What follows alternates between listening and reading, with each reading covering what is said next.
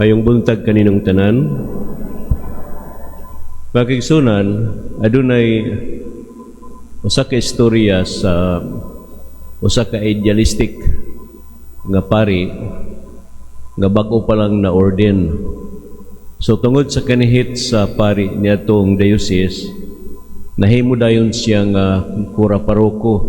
Wala siya ma-expose og kahimong assistant. Diretso siya kura paroko.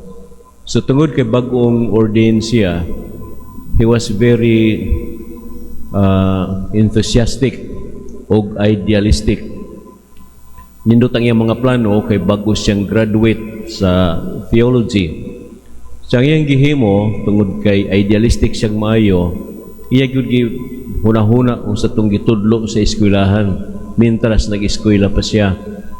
So usa ka adlaw nagpili usag siya og mga 5 ka tawo nga mohimo niyang mga core group kay lagi di siya gusto nga ang mga ubang organization nga iyang tuon diretso lang siya. Kinahanglan doon na siya ay planner, doon na siya ay mga muhimo sa mga strategic plan para sa iyang parokya. Tuod man iyang na-organize base sa mga sugyot sa 5 ka tao nga iyang gihimong core group. So gawas sa mga PPC o guban pa, special group na siya.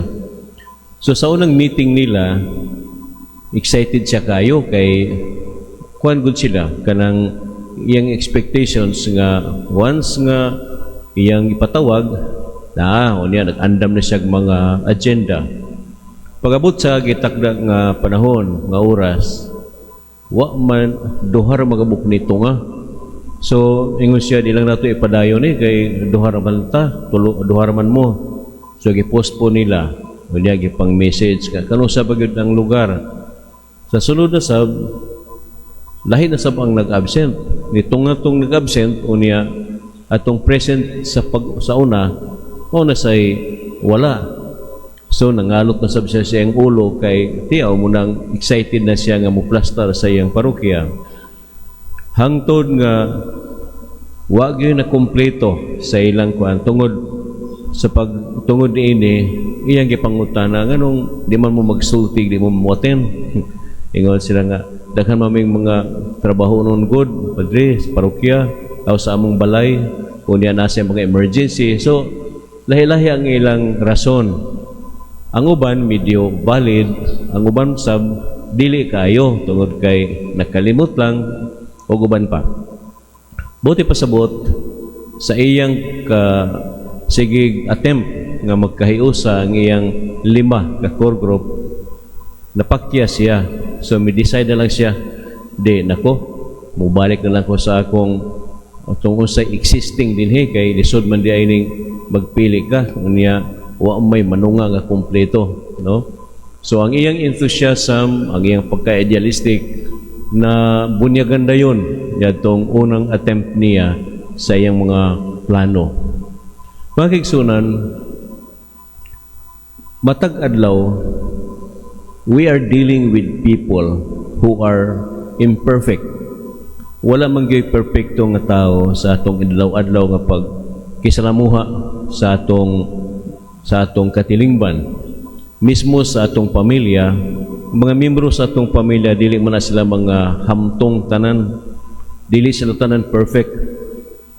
Sa atong mga kapikas mao gihapon ang atong pagdawat kanila, tuo kita nga forever malipayon kay mao nay imong nakita nga kalidad sa imong pares. Pero later on, you discover nga lahi man di ay, no, naman di ay tinaguan nga mga batasan, no.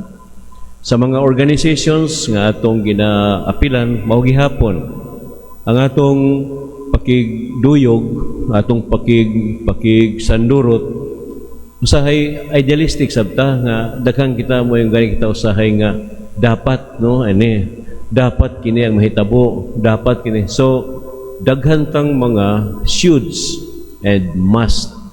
Murag mo na makausay sakit sa atong dughan kung ang atong idealism dili gyud makuan sa atong actual nga kinabuhi masinati. Tungod lagi kay mga imperfect man nga mga tao ang atong mga nasinati. Mausap kini ang gipadayag sa atong ebanghelyo karon na nadunggan nato si Hesus, namili siya og mga iyang future nga mga katimbang sa iyang misyon. Doon na siya gipangpili, pero we notice nga kini ang iyang gipangpili, dili man ni sila maotong mga educated nga mga tao, dili sila kanang mga bright nga nakadawat og mga dagkong mga diploma, mga manindot nga mga edukasyon o usab nga mga buutan nga mga alagad. In fact, dunay kanila mga tax collector na sa kanilang grupo nga gipili kanang mga init og ulo, dali masuko. Ang uban mga kuan lang, muragwa lang, no, pero they explore, ilang gitestingan ang ilang kinabuhi nga muuban kang Hesus niadtong pagtawag ni Hesus kanila. So katong mga napulog duha, gitawag to sila nga mga future nga mga kanang apostoles nga misanong nagpagiya sila kang Hesus. Instead nga kanang musurinder tungod kay murag daghan nilang dili masabtan, ilang giablihan ang ilang kaugalingon nga makasagop unsay gitudlo kanila sa ilang sa ilang master. So tuod man nagkabaton sila og igong katakos og pagsabot unsa ang katuyuan sa Dios sa ilang kinabuhi. Unsay katuyuan ni Hesus ngadto sa pagtawag kanila nga mga dili perpekto nga mga tao, pero nirisko si Hesus nga dalhon sila aron mahimong katimbang sa misyon nga gisangon kaniya sa Dios sa iyang amahan. So mga kaigsunan, usa kini ka inspirasyon nga mensahe para kanato, kanang pagdawat nga ang mga tao nga atong kauban, ang mga membro sa atong pamilya, ang bana, ang asawa, mga anak, dili na sila perfect nga mga tao. Dili na sila kuan sa ilang mga batasan nga pabuto nato. Dili sila kanang mga ideals nga mga tao nga angay nato nga gusto nato, kundi sila dunay daghang kahuyangan sama sa mga apostoles nga gipili ni Hesus. Ang importante nga kita nga maoy makasabot sa kahuyangan sa uban, makaantigo sab kita mo adjust, kita mo abli sa atong kaugalingon unsaon pagdawat sa mga tao nga adunay mga kahuyangan, tungod kay kita usab ang ubang mga tao sa ilang kuan kanato nagpasensya sab na sila sa atong kinaiya, tungod kay kita usab number one nga dili mga perfect nga mga tao.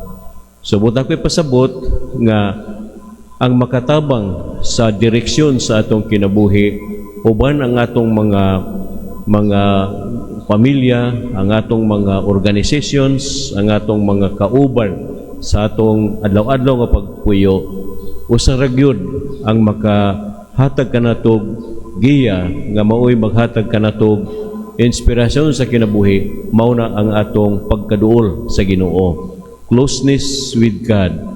Kung naana sa ato, then haduol ra kita sa malipayon nga pagpangalagad ug malipayon nga pagpuyo, tungod kay nasabtan nato ang mga kahuyangan sa uban. So nini nga itong pagsaulog karon atong pangayoon sa Dios nga kita madugangan ang atong pagsabot sa atong isig katawo, nga labi na sa mga tao nga kanunay natong kauban matag adlaw, mahatagan unta kita sa diwa sa pagpaubos o dugang pagsabot sa ilang mga kahuyangan. Amen. Manindog palihog.